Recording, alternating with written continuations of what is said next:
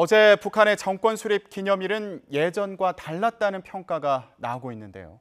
차두현 아산정책연구원 객원연구위원, 또 정대진 아주대 통일연구소 교수와 짚어보겠습니다. 두 분 안녕하십니까? 네, 안녕하십니까? 네, 어제 열병식 행사를 진행한 북한, 하루가 지나서 오늘 녹화된 영상을 내보냈습니다. 위원님, 어떤 점에서 이례적이다 이렇게 평가할 수 있을까요? 네, 전통적으로 북한의 열병식이라는 거는 일종의 대내외적인 무력 시위의 성격도 지니고 있어요. 무력 시위. 예. 근데 이번에는 이제 대내적인 시위는 분명히 했어요. 인민들한테 보여주기 위해서. 근데 대외적인 부분에 있어서는 상당히 지금 최근에 이 미북 간의 이 대화 재개 움직임이라든가 이런 걸 신경 썼다라는 느낌이 있는 게요. 첫 번째는 이제 이런 겁니다. 많은 언론에서 다뤘지만은 미국을 자극할 만한 무기 체계, 보다 이 직설적으로는 미 본토를 겨냥할 수 있는 ICBM이라든가 중장거리 미사일들이 이번 퍼레이드엔 등장하지 않았고요. 이게 특히 2월의 건군전 퍼레이드랑 비교를 해보면 명확하게 드러나죠. 네. 그다음에 두 번째는 실질적으로 인민군 최고사령관이라고 할 수 있는 김정은 위원장이 직접 연설을 하지 않고, 그다음에 연설 내용도 기존에는 이제 이 북한이 이룩한 혁명 무력의 건설을 주로 강조하는 쪽이었거든요. 이번에 김영남 최고인민회의 상임위 위원장이 한 연설 내용을 보면 혁명 무력에 대한 이 언급도 있지만 이제 경제 건설에 매진해야 된다. 이거를 이제 굳건하게 뒷받침해야 된다. 이런 내용들이 또 들어 있는 거예요. 그러니까 대외적인 메시지장으로 상당히 신경을 쓴다라고 볼 수가 있고요. 그러나 또 하나 이제 얘기는 결국은 앞으로 이제 북한 비핵화가 들어선다라고 해도 이제 조금 이따 더 자세히 말씀을 드리겠습니다만은 이 남북한 간의 군비 통제 측면에서는 가야 될 길이 앞으로 꽤 많구나 하는 거를 보여준 거예요. 왜냐하면 그동안 우리가 일반적으로 알고 있는 게 북한이 핵이나 미사일과 같은 대량 살상 무기에만 주로 집중적으로 투자를 했다라고 돼 있는데 사실은 이번에 열병식, 특히 2월 달에 건군절 열병식하고 결합해서 볼 때는 이 재래 전력 증강도 우리만큼은 아니라고 하더라도 그렇게 무시할 정도는 아니다라는 게 이번 열병식을 통해서 또 드러났죠. 예, 지금 일단 내용적인 측면에서 예전과 어떻게 달랐는지 그리고 어떤 의미가 있는지를 좀 짚어주셨는데, 이 열병식 행사를 녹화해서 다음 날 보여줬다. 이것도 또 의미가 있는 것으로 해석되고 있습니다. 예, 보통 녹화를 했다고 하는 것은 메시지 관리를 한다는 뜻이지요. 그러니까 특별히 일단 행사를 일단 다 치른 다음에 혹시 모를 사고 여부도 있을 수 있고, 그리고 이런 경우 이런 가능 시나리오도 많이 전문가들이 예측을 했습니다. 그러니까 ICBM이나 그런 것들 대내적으로는 하고 녹화에서는 또 빼고 이제 그런 이야기들도 분석들도 나왔었는데 어쨌든 녹화를 한다라고 하는 것은 사전에 시나리오를 짜고 메시지 관리를 이제 각별히 한 다음에 자신들의 의사를 전 세계에 내보내겠다라고 하는 것입니다. 그러면 뭐가 달라졌는지 좀 더 구체적으로 짚어보겠습니다. 저희가 이전에 있었던 열병식 당시 상황의 영상을 준비했는데 이전의 열병식 그리고 이번 열병식 사이에 어떤 차이가 있는지 발언 내용을 한번 들어보겠습니다. 오늘의 열병식은 세계적인 군사강국으로 발전된 강대한 조선민주주의인민공화국의 위상을 과시하게 될 것입니다. 미국과 그 주정 세력들이 조선반도 주변에서 부산을 피우고 있는 현 정세 하에서 인민군대는 고도의 격동 상태를 유지하고 싸움 준비에 더욱 박차를 가해 나가야 합니다. 하여 침략자들이 신성한 우리 조국의 존엄과 자주권을 0.001mm도 침해하거나 실현하려 들지 못하게 하여야 하겠습니다. 지구상의 제국주의가 남아있고 미국의 대조선 적대시 정책이 계속되는 한 조국과 인민을 보위하고 평화를 수호하는 강력한 보검으로서의 인민군대의 사명은 절대로 변할 수 없습니다. 공화국의 종합적 국력과 지위가 비상이 높아지고 주체의 사회주의 위협이 새로운 단계에 올라선 역사의 분수령에서 조선노동당은 경제 건설에 총력을 집중할 때 대한 전략적 노선을 제시하였습니다.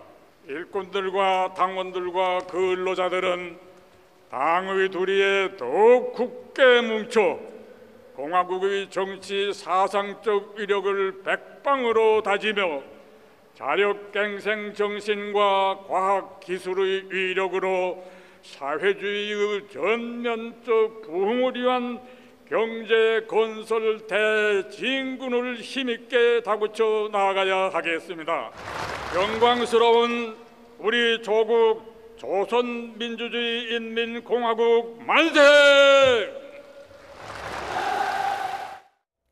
네, 먼저 지난 2월에 있었던 건군절 당시 연설 모습 그리고 어제 있었던 열병식에서의 연설 모습을 비교해 보셨습니다. 위원님, 일단 연설을 하는 인물이 달라졌습니다. 네네.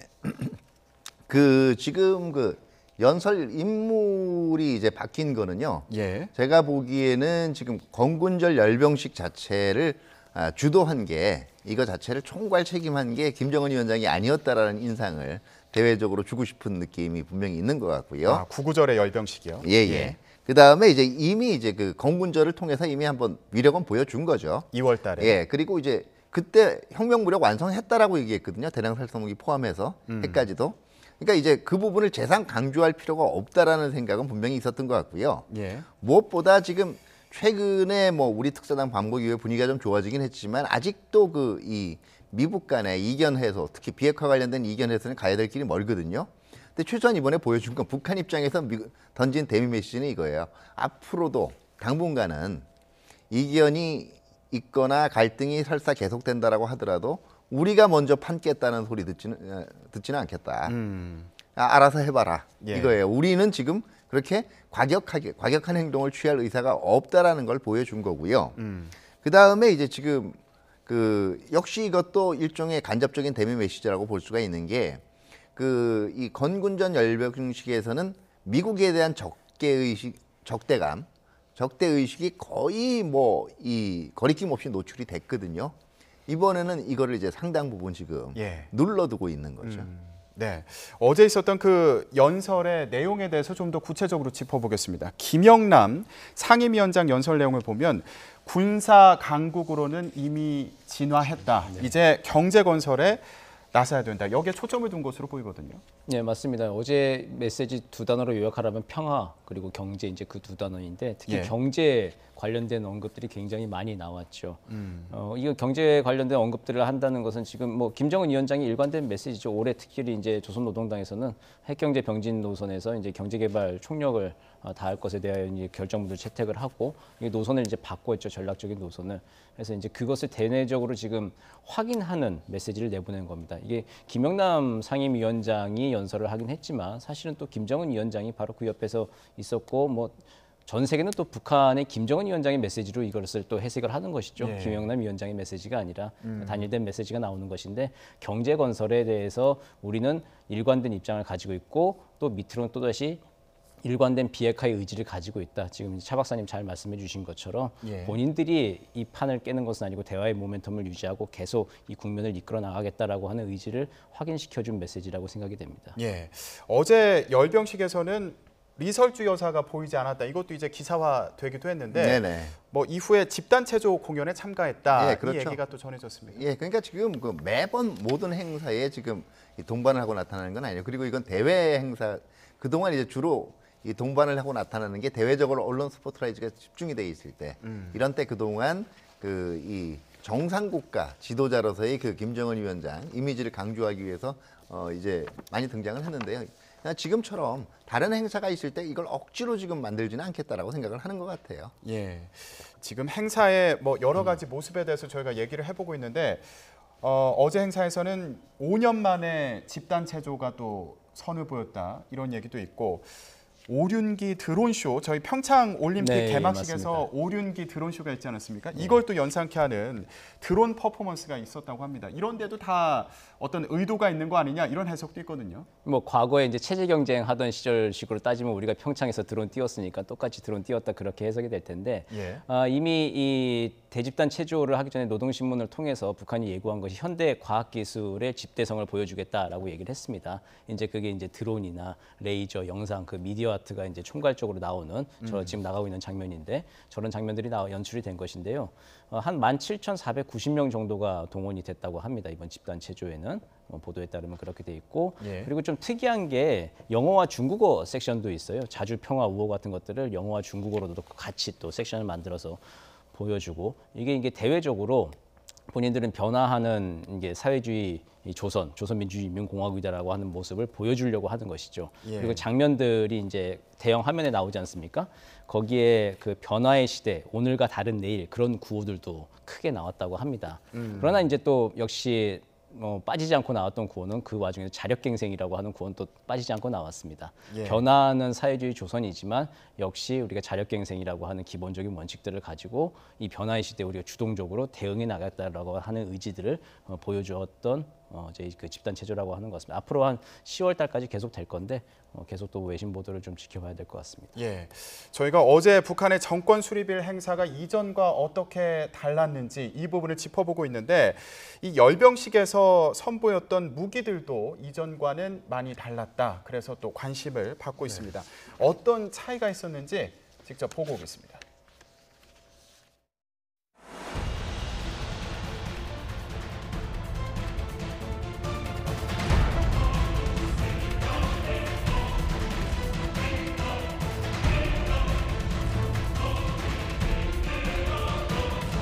우리가 목표한 로켓 무기 체계 개발의 완결 단계에 도달한 가장 위력한 대륙간 탄도 로켓이다.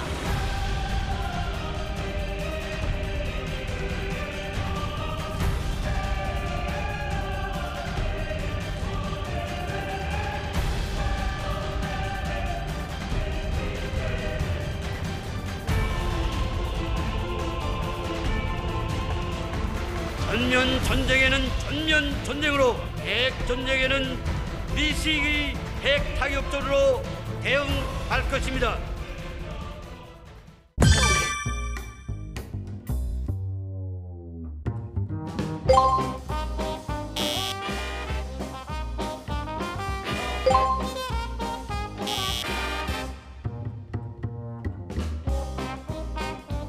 사회주의 위협이 새로운 단계에 올라선 역사의 분수령에서 조선노동당은 경제 건설에 총력을 집중할 때 대한 전략적 노선을 제시하였습니다.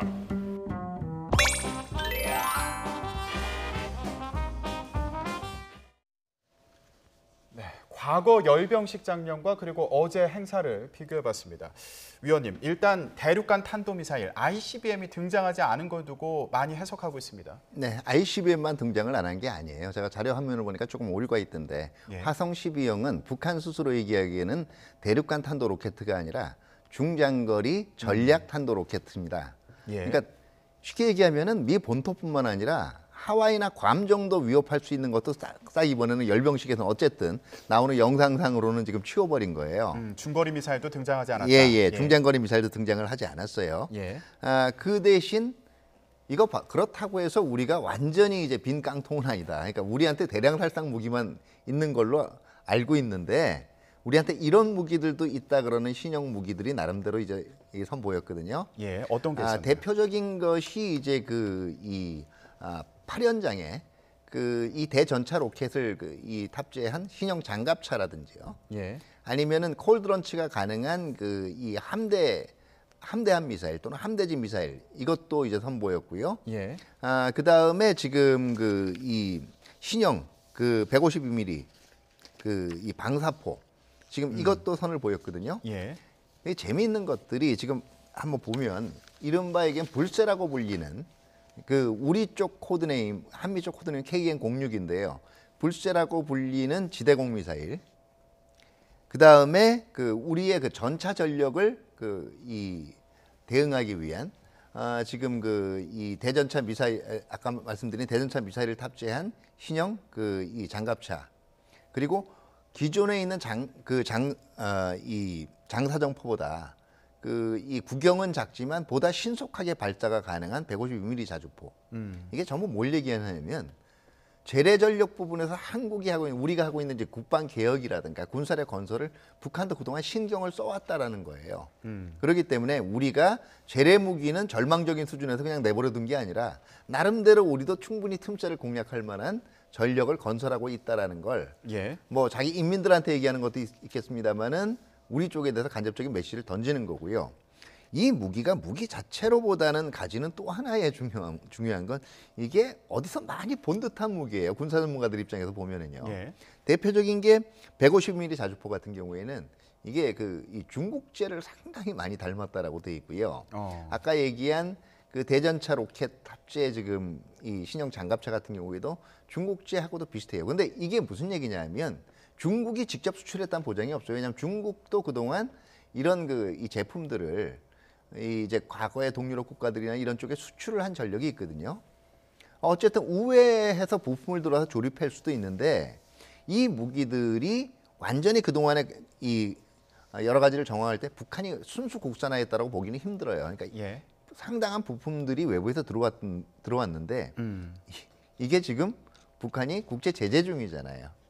과연 국제 제재가 지금 제대로 작동이 되고 있는가? 특히 중국의 대북 제재는 지금 제대로 작동하고 있는가를 이제 한번 또 갸웃거리게 만든 거고요. 세 번째는 북한에서 김정은 위원장 들어서니 선군의 이 구호가 거의 이제 사라지지 않았습니까?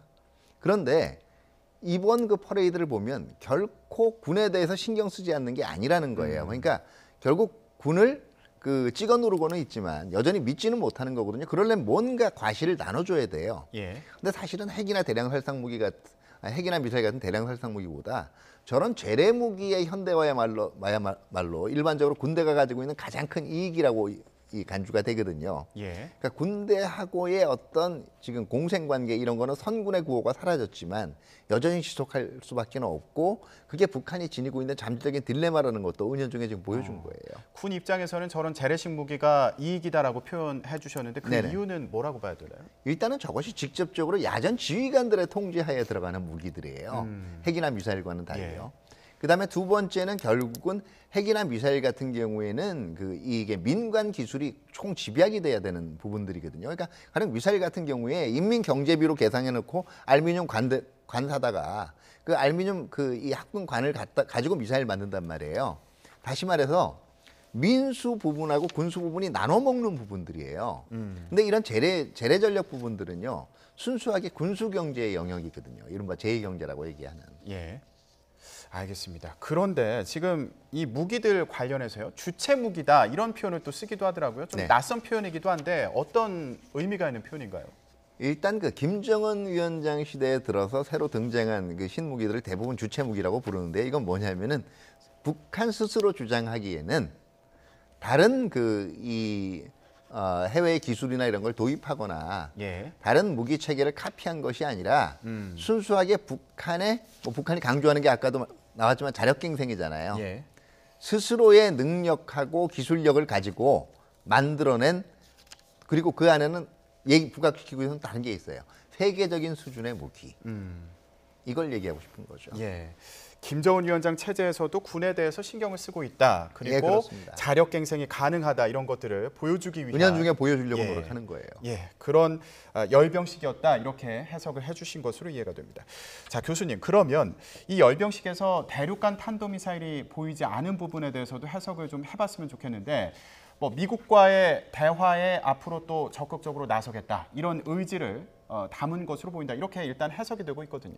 이제 전반적으로 메시지 관리를 딱 했다라고 하면 보면 될 것 같습니다. 특별히 ICBM을 지금 단계에서 내보이면서 미국과 지금 대화가 중요한 국면인데 거기서 미국을 불필요하게 자극할 필요는 없다라고 예. 이제 판단을 하고 이번에 이제 ICBM이나 전략 무기들은 선보이지 않은 것이고 그리고 이제 열병식이라고 하는 성격을 잘 한번 생각을 해봐야 됩니다. 이렇게 군사 퍼레이드라고 하는 것이 이렇게 무력 시위의 의미들도 있지만 우리 같은 자유주의 국가에서는 이 국민적 축제의 의미도 사실 좀 있잖아요, 그죠?